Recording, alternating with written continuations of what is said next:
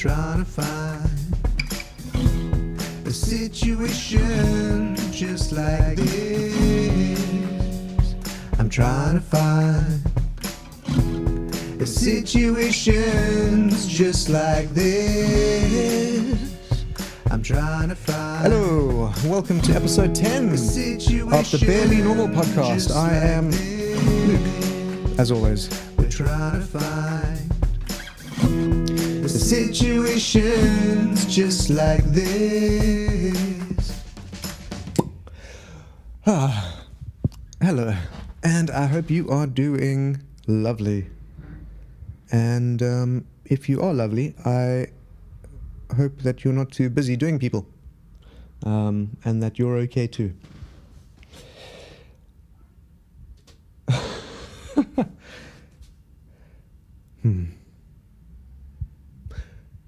I got in an Uber the other day.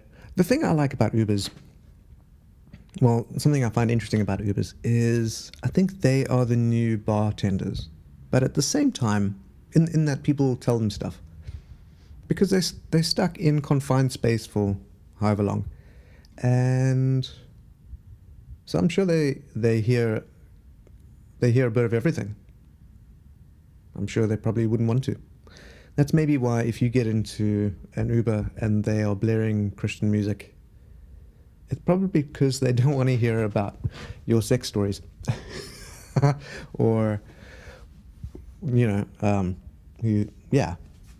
all the things that you just got into their home for the time being. You got into their space, and now you're trying to sully it by just, come on, people. Why is it that we tip everybody in the service industry, pretty much, except the people who serve us the most at our lowest? I'm talking about nurses. Is it out of a sense of respect? It's like, no, you're above other people in the service industry. All industries that serve humanity and come into contact with clients are service industries in a way, I suppose. And nurses, they see people at their worst and at their end. They see them at their most critical. They calm them down, they fix them up, they patch them up, But that's maybe why nurses are also known to be quite heartless. So maybe tip your nurses. Yeah. What should be a going rate for nurse tipping? And why? Okay, well, apparently in Asia, in China, medicine is run kind of in the other direction, in that you pay a physician to keep you well, and you stop paying them when you get sick, which makes sense. But here we ignore them if we're doing well, because hey, we got this covered. We're eating our 5 fruits and veggies every day, and we're doing our 10,000 steps, and we're drinking our 8.5 big glasses of water every day. And we only go to the doctor when we have an ouchie. And the doctor is incentivized to kind of get us back, I suppose. How do we create a world where incentives aren't used against us? Okay, for instance, like doctors, first do no harm, the Hippocratic Oath. So then technically, if somebody comes in and they've just had a bike accident, a youngish person, but their organs are pristine, except for maybe, like they've got massive head trauma, so they're gonna die, unless you work a miracle, or you could give those things, especially if they're a transplant, a donor. Why don't we? What stops that incentive? to cure 4 or 5 people at the cost of one that probably won't make it. Or, well, that's the thing. I'm sure they've got classes about this at university, with ethics and all that. But it does make me not want to carry an organ donor card in my wallet in case I have an accident, and they decide, well, what's the greater good? Somebody walks in and they desperately need a heart or something, and I'm a perfect match. These are difficult questions. Talking about difficult questions, there's a great book by a guy named Atul Gawande, which is a fantastic name, and I'm probably butchering it. I'm very sorry. As far as I know, okay, so wait, let's actually hit. Let me just. The book is called Being Mortal: Illness, Medicine, and What Matters at the End. And I thought it would be along the lines of talking about kind of being mortal, that we have an end date. It's amazing what we take in with us to books and movies and that's kind of set up in the title. But anyway, and the book isn't really about that. It's more about, I suppose, is palliative care? Care when you, how do we stay as autonomous and independent as possible for as long as possible? Because not all, life is good life.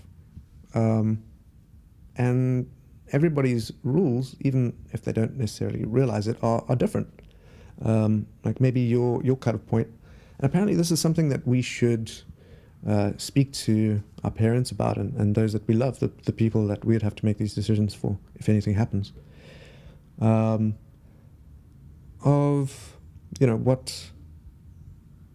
people want to at least be able to eat pizza. As long as they can eat pizza, or as long as they can walk, or whatever their rule is. But anything beyond that. So that could be, it could be being able to color in or listen to an audiobook or have sex. So it's a difficult thing, because how do you kind of bring that up with a parent?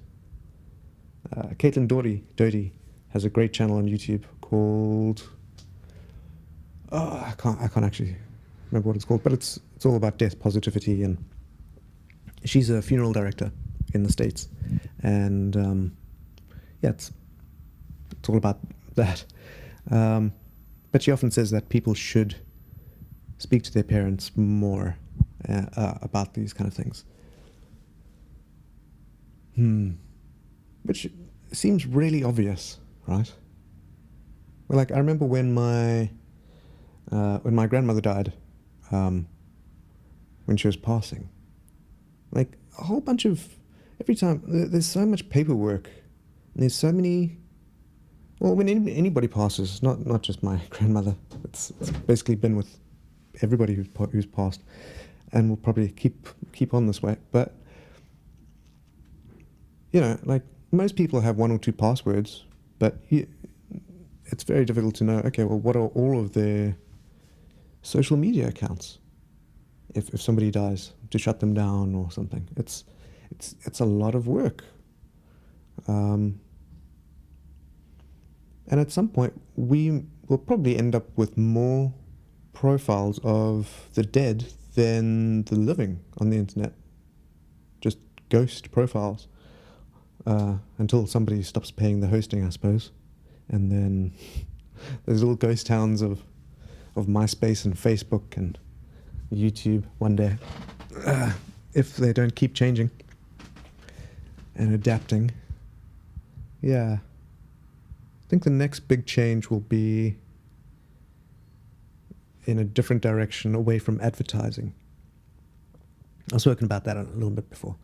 But all of those businesses, Google, YouTube, and Facebook, they're ad companies, I suppose. I'm trying to find a situation. I hope you have a a wonderful day, and you get into the situations that you want to get into. A situation Because just like this. you don't know when the end will be. I'm trying to find Anyway, a hope you have situation a wonderful day. just like this. We're trying to find And I suppose one last thing, situation just like this. if anybody's still listening, is that